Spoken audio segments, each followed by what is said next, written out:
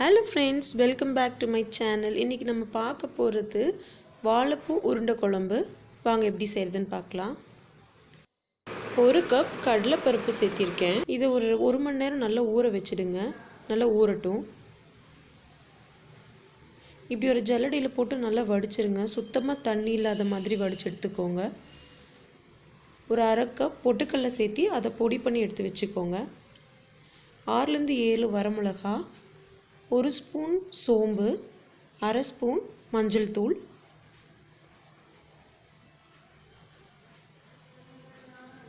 இதை ஒரு கொரகொரப்பா பொடியாக அரைச்சி வச்சுக்கலாம். இப்போ ஊற வச்சு வடித்து எடுத்து வச்சோம் இல்லைங்களா, அந்த கடலைப்பருப்பை இதில் சேர்த்திக்கலாம்.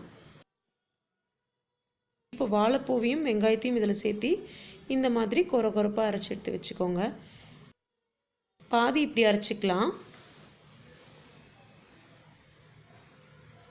நான் 2 பேட்சாக அரைச்சிருக்கேன். பாதி இப்படி அரைச்சிருக்கேன். இன்னொரு பாதியை நல்லா கொஞ்சம் ஃபைன் பேஸ்ட் மாதிரி இன்னும் கொஞ்சம் நல்லா நைஸாக அரைச்சி எடுத்து வச்சுருக்கேன். அப்போ தான் மொறு மொறுன்னு இருக்கும்.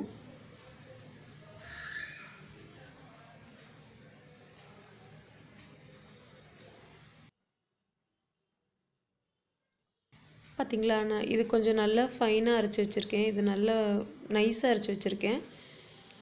இது நல்லா மிக்ஸ் பண்ணுங்கள். இதில் எக்ஸ்ட்ரா இருக்கிற தண்ணியெல்லாம் வெளியே வரட்டும். ஏன்னா அப்போ தான் நம்ம வடை போடும்போது இதிலேருந்து தண்ணி வெளியே வராமல் இருக்கும். இப்போவே நல்லா அழுத்தி பிசைஞ்சிட்டிங்கன்னா அப்போ தண்ணி வெளியே வராது. வடையும் பிரிஞ்சு போகாமல் இருக்கும். எக்ஸ்ட்ரா எந்த தண்ணியும் சேர்த்தாதீங்க. தேவையான அளவு உப்பு சேர்த்திருக்கேன். இஞ்சி பூண்டு பேஸ்ட்டு 1 ஸ்பூன் சேர்த்திருக்கேன். பொடி பண்ணி வச்ச பொட்டுக்கடலையை ஒரு 3 ஸ்பூன் சேர்த்திருக்கேன். நல்லா கலந்து விட்டுக்கோங்க.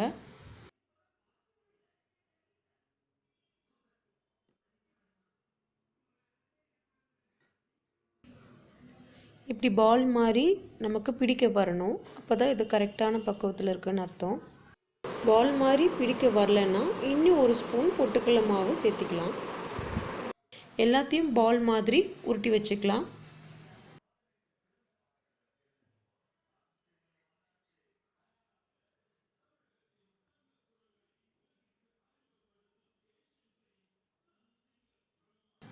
எல்லாம் ரெடியாக இருக்குது. ஒன்றா போட்டு பொரிச்சு எடுத்துடலாம்.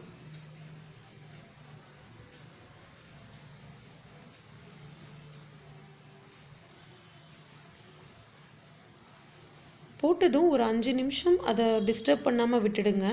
அது நல்லா பொரிஞ்சு வரும்போது நல்லா இந்த மாதிரி கலந்து விட்டுக்கோங்க.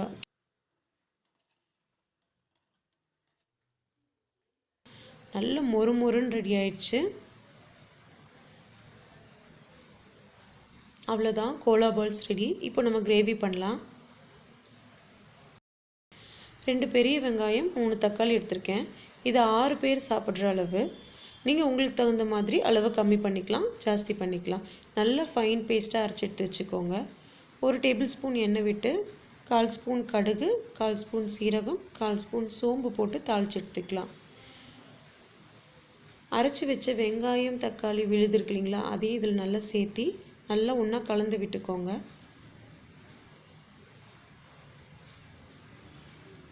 குழம்பு மிளகாய் பொடி 1 டீஸ்பூன் சேர்த்திருக்கேன். மிளகாய் தூள் 1/2 டீஸ்பூன் சேர்த்திருக்கேன். இதோட லிங்க்கு நான் டிஸ்கிரிப்ஷன் பாக்ஸில் தரேன், மறக்காமல் போய் பாருங்கள். நல்லா அதை கலந்து விட்டுக்கோங்க. நல்லா பச்சை வாசனை போனதும் இஞ்சி பூண்டு பேஸ்ட் 1 டீஸ்பூன் சேர்த்திக்கோங்க. இதையும் நல்லா கலந்து விட்டுக்கோங்க.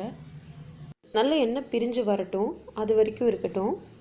அதுக்குள்ளே நம்ம தேங்காய் பேஸ்ட் ஒன்று அரைச்சிக்கலாம். 4 பல்லு தேங்காய், 1 டேபிள் ஸ்பூன் பொட்டுக்கடலை பொடி, 1 டீஸ்பூன் சோம்பு, இது 3 நல்ல ஃபைன் பேஸ்ட்டாக அரைச்சி வச்சுக்கோங்க. பொட்டுக்கடலை பொடி இல்லைன்னா 1 டேபிள் ஸ்பூன் பொட்டுக்கடலை சேர்த்து அரைச்சிக்கோங்க. இப்போ நல்லா எண்ணெய் பிரிஞ்சு வந்துருச்சு. ஒரு 3 கப் தண்ணி சேர்த்திருக்கேன். இது நல்லா கொதிக்கட்டும். இது நல்லா கொதித்ததும் ஸ்டவ்வை சிம்மில் வச்சு இந்த தேங்காய் விழுதை அதில் சேர்த்திக்கோங்க. தேங்காய் விழுதை சேர்த்தும் போது கண்டிப்பாக ஸ்டவ்வை சிம்மில் வச்சுக்கோங்க, இல்லைன்னா பிரிஞ்சு போயிடும். அது லேசாக நல்லா தளன்னு கொதித்து வரும்போது இந்த பொரிச்ச பால்ஸ் எல்லாம் அதில் சேர்த்திக்கோங்க. சேர்த்து ஒரு 2 நிமிஷம் இருந்தால் போதும். அவ்வளோதான், ரொம்ப டேஸ்டியான உருண்டை குழம்பு ரெடி. நீங்களும் இதை ட்ரை பண்ணி பாருங்கள். உங்களுக்கு பிடிச்சிருந்தால் என்னோடய சேனலை சப்ஸ்கிரைப் பண்ணுங்கள். Thank you friends.